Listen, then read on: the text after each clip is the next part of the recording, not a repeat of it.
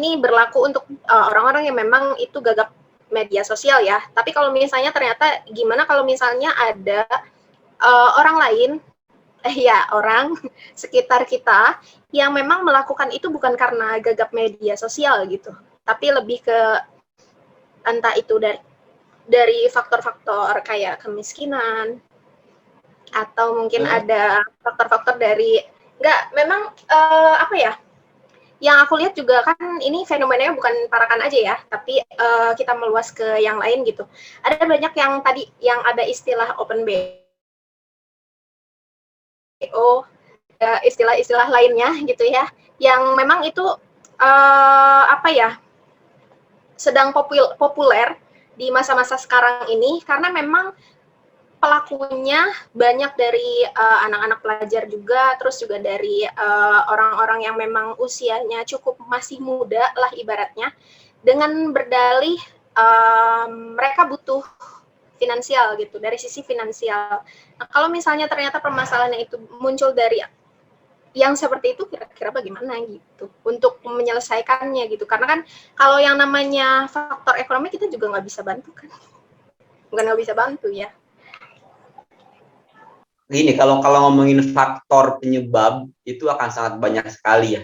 Termasuk tadi yang Kak Rahmat bilang media sosial, kemudian Penel bilang kemiskinan, terus dia nyari nafkah atau nyari buat makan sehari-hari lewat open BO dan emang uangnya lumayan gitu. Kemudian ada lagi yang mungkin faktor keluarga yang kurang harmonis, sangat mungkin dia kekurangan sosok seorang ayah dan nyari ayah di luar dalam artian om-om ataupun pacarnya yang dijadikan ya ayah dalam artian negatif gitu ya. Itu juga banyak banget. Sekali lagi kalau ngomongin faktor penyebabnya akan sangat banyak sekali alasan kenapa orang berlaku demikian gitu loh. Nah, peran media sosial di sana kalau menurut aku lebih ke penyebar luasan informasi yang kalau dulu mungkin orang-orang tua kita tahu ataupun sadar akan hubungan seksual itu ketika udah mereka mau nikah ataupun ketika ngaji di pondok gitu ya, kita kerotuyun ataupun yang lainnya. Tetapi sekarang dengan media informasi yang cepat sekali, anak usia 5 tahun, 6 tahun, jika dia salah pegang HP, jadi apa ya, kalau ngomongin faktor akan banyak, media sosial juga jelas berpengaruh, tapi kalau aku ngelihat sendiri pada akhirnya memang kembali kepada individu itu sendiri untuk mengelola dirinya. Sejak bermedia sosial pada akhirnya kan gimana individu bisa mengelola dirinya untuk kapan nih aku buka Instagram, kapan nih aku buka TikTok, kapan nih aku chattingan ataupun yang lainnya. Dan ini pada akhirnya apa? Ini ngomongin puas juga ya, esensi dari puas itu kan akhirnya self control, kontrol diri dari nafsu makan, nafsu yang lainnya. Dan ini yang sulit. Jadi kalau aku bisa kerucutkan mulai dari sekarang, kayaknya memang di pengendalian diri yang belum bisa optimal sehingga menyebabkan hal-hal itu terjadi gitu loh. Kalau mau dikerucutkan dari sekarang gitu ya, walaupun itu akan sangat luas sekali penjelasannya.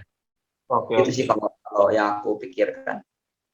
Kegelisahan soal ini tuh makin memuncak, terlebih gue punya adik perempuan gitu loh. Dan perempuan, mohon maaf, di sini ada satu perempuan seolah-olah selalu menjadi objek di seksual itu, selalu menjadi objek gitu loh. Dan sudah sangat sering terjadi. Nah, kegelisahan gue salah satunya adik gue ke depan bakal kayak gimana gitu.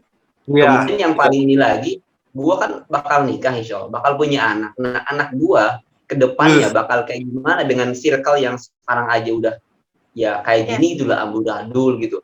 Lah gue sebagai orang tua yang lumayan ngerti mungkin bisa ngedidik gitu selama dia masih ada dalam pengasuhan gue sampai usia SD SMP. Tapi ketika dia udah SMA, kuliah, itu kan ada di luar lingkungan pengasuhan kita, biasanya udah ngekos di luar, punya teman baru. Nah, kalau salah lingkungan, ini yang apa ya, pengasuhan kita ketika waktu kecil itu seolah-olah akan ada masukan baru yang takutnya ngerubah anak kita itu gitu loh. Dan usaha kita hari ini sebetulnya akan ngebantu nanti meminimalisir lingkungan negatif yang ada buat anak-anak kita. Dan pikiran masa depannya gitu. Kita bakal punya anak kita bakal punya teman. Nah, apa yang kita lakukan hari ini setidaknya itu akan menjadi asupan positif buat teman-teman anak kita nanti gitu loh. Karena ya kita nggak bisa selamanya bersama anak kita nanti gitu.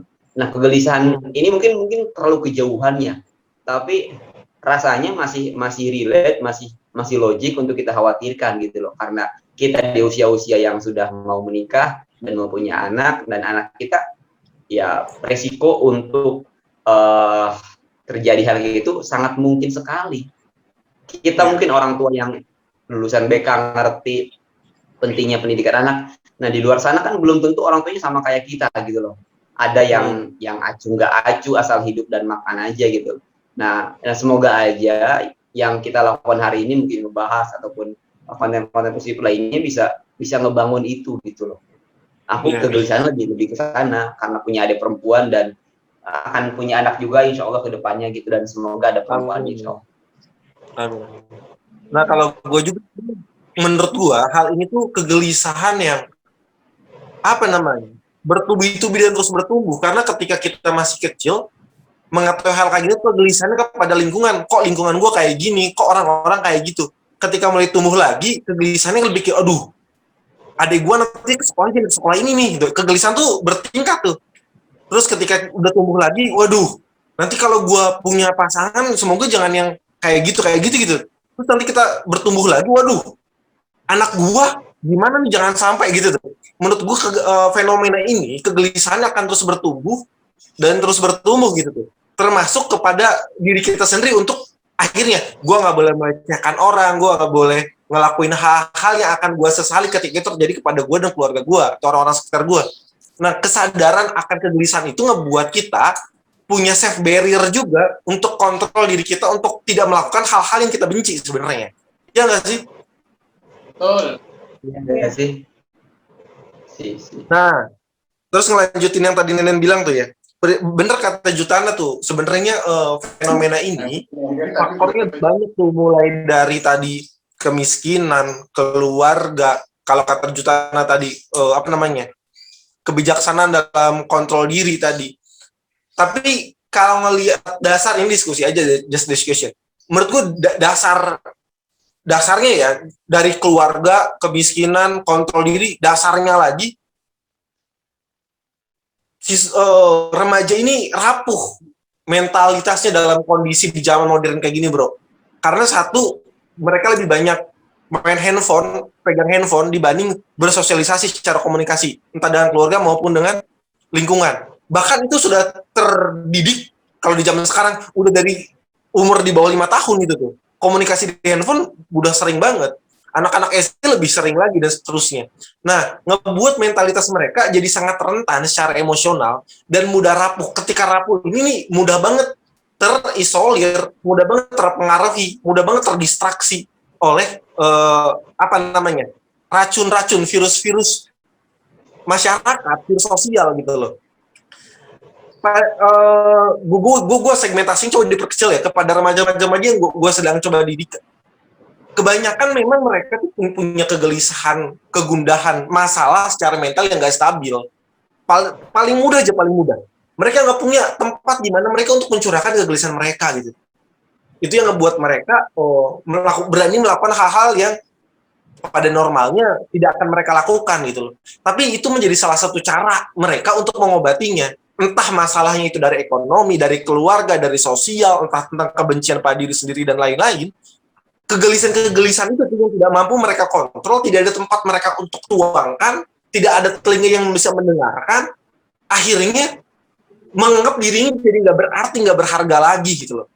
Sampai hal-hal itu pun menjadikan sebuah solusi ketika disarankan kepada mereka, mereka ambil gitu. Nah, makanya memang tadi kalau kata Jutana terlalu dini untuk kita mengambil kesimpulan sebagai seorang yang biasa aja, maksudnya kita bukan seorang ahli, tapi just discussion. Gue nganggap satu hal yang paling penting untuk kita sebagai siapapun, entah sebagai orang tua, sebagai kakak, seorang guru, sebagai seorang teman, penting rasanya untuk kita mau belajar mendengar kegelisahan, penderitaan teman, saudara, dan orang sekitar kita. Karena kebanyakan mereka yang pun akhirnya menjadi sosok yang kita anggap nakal, mereka di dunia yang lain memunculkan orang yang baik-baik saja, seperti orang yang tidak masalah, bahkan orang yang penurut dan lain-lain, itu udah udah nggak jadi apa namanya, nggak bisa, oh yang nakal tuh orang-orang yang ngelunjak, anak-anak yang kayak gini, nggak bisa. Kita harus bener-bener terbuka kepada semuanya. Itu tuh menjadi, kalau menurut gue ya, itu menjadi kunci dasar sih untuk kita bisa sedikitnya mencoba berkontribusi menyelamatkan generasi ini, adalah kita siapapun itu, sebagai apapun itu, untuk selalu aware dan mau peduli untuk mendengarkan keluh kesah mereka, gitu sih.